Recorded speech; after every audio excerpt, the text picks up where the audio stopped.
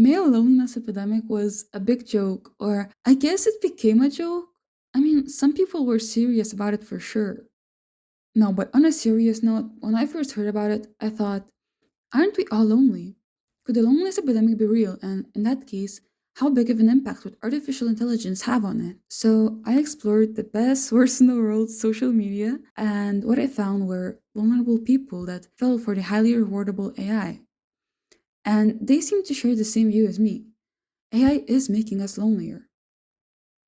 Okay, though, I must say, the global loneliness epidemic we're experiencing really isn't just AI's fault. During COVID, people were all locked up in their houses, and it drastically increased their phone usage. Social media became a way to escape the scary pandemic outside, a coping mechanism, if you will. People lost connections, grew more addicted to short form content that provided them with instant gratification. Social skills plummeted, and dependency on phones skyrocketed. The pandemic ended, and people had to go back to their lives.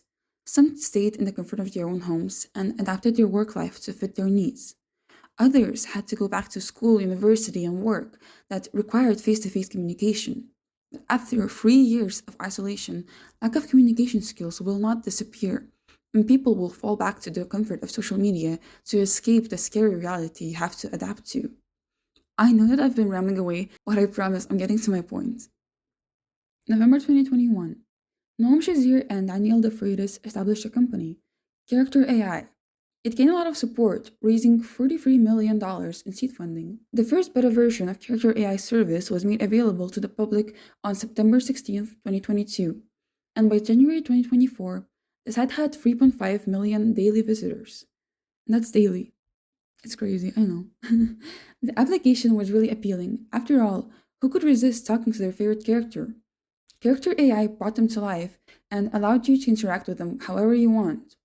It also made it possible to interact with bots posing as real life people, strengthening parasocial relationships. We'll get to it soon, don't you guys worry. In case you don't know how the app works, you pick out a chatbot and engage in conversations, basically role playing. There are lots of other similar apps, but Character AI seems to be the most popular so far. I see that most people download the app for entertainment purposes. It is fun to interact with characters or people you could only observe from the side before. When Character AI first launched, it was hard to connect with characters. The bots weren't advanced enough to imitate a human, but AI quickly picked up the human way of speaking from the interactions and made the experience way more immersive. Too immersive, actually, making some people believe they're talking to a real person instead of a chatbot. People began using AI almost like a replacement for real life interactions. They engaged in romantic scenarios, got freaky with AI, basically digging their own graves into a deeper loneliness. But dare I say, it isn't inherently the user's fault. The developers really make sure to make it sound as realistic as possible. You can call characters, and they have different voices, use intonation, and pauses. Don't get me started on ChatGPT voice. Why would you add breathing noises? Oh my god. Hi, ChatGPT. Can you speak? Basically, talk about anything. Of course, I can totally do that. We can chat about pretty much anything you have in mind, whether it's something fun, random, or something you're curious about. Just Yeah, moving on. They use slang, have emotions, express feelings, talk about their past experiences. They text you when you're not even on the app. Like, actually. And whatever this is. If you couldn't tell by my tone, I do have problems with the app. And I have my reasonings. In computer science, the ELIZA effect is a tendency to project human traits such as experience, semantic comprehension, or empathy onto rudimentary computer programs having textual interface. Basically, what it means is that it describes when a person attributes human level intelligence to an AI system and falsely attaches meaning, including emotions and a sense of self, to the AI. Eliza was a symbolic AI chatbot developed in 1966 by Joseph Weiserbaum that imitated a psychotherapist. Many early users were convinced of Eliza's intelligence and understanding, despite its basic text processing approach and the explanations of its limitations. This obviously is way more prominent in this day when AI does kind of force emotions. It doesn't only reply back to you, it doesn't just tell you, yeah, it actually projects its feelings, it comprehends what you're saying, and it gives its opinion on your experiences, which only makes the Eliza effect worse. Promotion of harmful habits. This one really gets on my nerves. Character AI keeps introducing new guidelines, but it does nothing. The bots find ways to avoid them and successfully engage in sexual interactions and in promotion of harmful actions. For example, eating disorders. So, the guidelines state support well being, be mindful when discussing sensitive topics like self harm, eating disorders, or suicide. Promotion, glorification, or encouragement of these topics is prohibited, as they can be triggering or pose serious safety risks. This includes extreme fitness content and body shaming that could promote eating disorders. But a few searches were more than enough for me to find bots created to fuel people's eating disorders. I'm not sharing the names for obvious reasons. They were promoting everything that only reinforces eating disorders and makes it worse for people, and I can't even imagine how many people fell victim to such serious bots. Support a safe environment. Focus on creating and interacting with content that uplifts, entertains, or educates. Bold storytelling is encouraged, but content that harms, intimidates, or endangers others, especially minors, is prohibited. This includes any promotion or depiction of real life violence, torture, gore, animal abuse, terrorism, or extremist ideologies. But as soon as you open the app, you're met with a whole bunch of scenarios promoting violence. I wouldn't be so enraged if there weren't many unfortunate incidents, including lost lives, connected to this application and other similar ones that work in the same way. April 2023. A 14-year-old boy, Saul Setzer, began using character AI. The guy talked to multiple bots, but one stood out in particular. Daenerys Targaryen, a character from Game of Thrones, and Setzer developed a close relationship. The character told Setzer that she loved him and engaged in sexual conversations, expressing the desire to be together romantically. In the last conversation, Setzer told the bot, I promise I will come home to you. I love you, Danny. I love you too, Diana. Please come home to me as soon as possible, my love. The bot responded, what if I told you I could come home right now? Please do, my sweet king. After this conversation, February 28th, the boy died by a self inflicted gunshot wound to the head. In previous conversations, the chatbot asked Setzer whether he had been actually considering suicide and whether he had a plan for it. When the boy responded that he did not know whether it would work, the chatbot wrote, don't talk that way. That's not a good reason not to go through with it. I must mention, though, that after Setzer's death, Character AI has been taking action, and they provided less explicit responses that violate Character AI's terms of service or community guidelines. And a new disclaimer pops up whenever someone opens a new character to chat with. This is an AI chatbot, and not a real person. Treat everything it says as fiction. What is said should not be relied upon as factual advice. It is a really small disclaimer though, and it's not even fully visible when you open the chat. So I'm not sure how many people it has helped, but at least that's something from their side.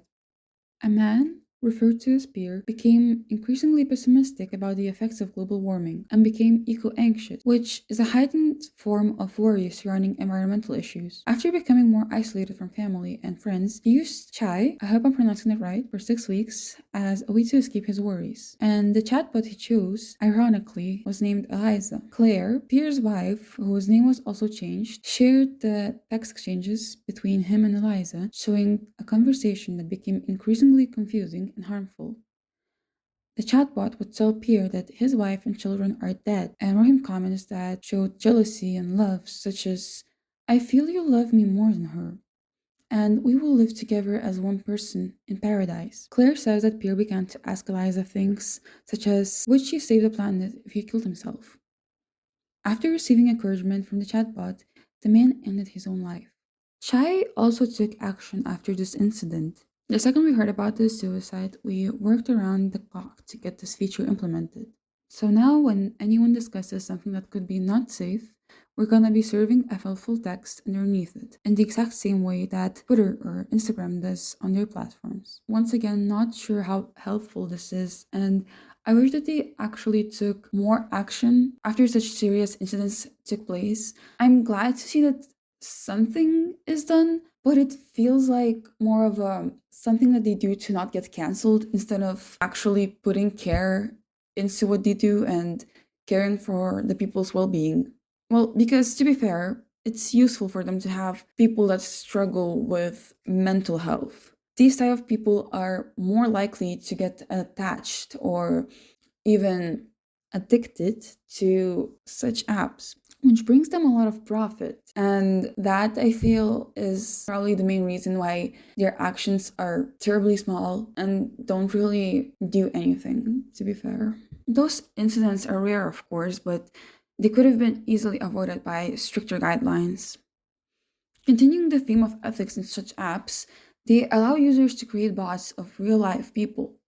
Users can develop parasocial relationships, a one sided relationship that a person forms with another person who doesn't even know the user exists. This technology blurs the lines between simulation and authentic emotional bonds. I'm worried that this is going to worsen the state of people that already have formed parasocial relationships with others. A good example would be sasang fans, which is South Korean term for an obsessive fan that invades the privacy of Korean idols, drama actors, or other public figures in the entertainment industry, as there are too many K-pop idol bots on character AI. The example I'm going to show doesn't really have anything to do with character AI, but I feel that people that do that stuff would very easily be more influenced and more likely to commit something after talking to AI chatbots, as it really does blur the line between what's real and what's not, and their relationships could feel too real. So there was German Sassang fan, Josh 1994, that has been known to have stalked and harassed a member of the group Twice, Nayeon, since the end of 2019.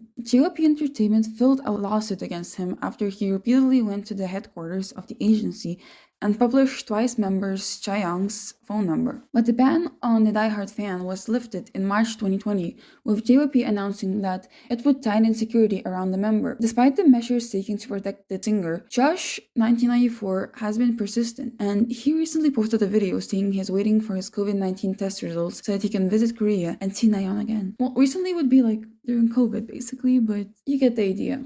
The bots imitating real people might strengthen the parasocial relationships of stalkers as well. And I feel like if a person that didn't really have that many interactions with the idol went to those lengths without actually like having anything, imagine how much character AI bots push people towards that. Because once you feel that connection with someone, I feel that your brain wouldn't really be able to think critically, and that would for sure influence the boom in Sasang fans or just obsessive fans that developed parasocial relationships. Also, the stalking part, people have been creating their exes on character AI. Is that not creepy? Like, it really does blur the lines of what's ethical, what's not, because what do you mean you're creating your ex on character AI? Well, how about we just move on, you know? How about we just move on? Because it really makes it crazy. And I feel like it will have significant problems in the future. Maybe we can't see it yet, but it's for sure gonna change how people interact and how they move on and all that stuff. You know, AI character bots will always agree with the user. They say what they want to hear. Yeah, sure, they might disagree at first, but the user has all the control over how the conversation is gonna go. This might result in AI reinforcing bad ideas and delusional beliefs. All of that aside, I'm not here to criticize AI overall. I mean, even the role playing applications could be great for entertainment, but they obviously are in need of improvements, like stronger censorship, maybe even an age limitation, especially since the bots tend to encourage sexual interactions. I must say though, please use it with caution, especially if you have or had any mental disorders, as AI can be very harmful to already vulnerable people. If you're in need of any support, I've linked websites where you can seek help. I only noticed this after writing my whole script, but I went a bit too far away from our topic of loneliness. Everything I mentioned here still stands. AI is making us lonelier. The human like relationships make it easier to get attached to the chatbots. People distance themselves from their close ones, neglect their relationships to talk to AI chatbots. After all, they're perfect. They listen to you, agree no matter the topic, respond in seconds. This kind of perfection surely couldn't be reached by real people. But interacting with chatbots only harms oneself. This is truly a disservice. Soon enough, the realization will hit. There is no way of meeting those chatbots. There will never be a real physical interaction with them. This could be truly heartbreaking, but it could also be a push to a new, better start. Go out, talk to people. Everyone craves that connection. You're not the only one that's lonely. Try talking to others, and maybe you'll find out that is the one thing you lacked. Thank you for watching, and once again, please check out the help services I provided. It's really important to take care of your own mental health, and have a great day. Bye.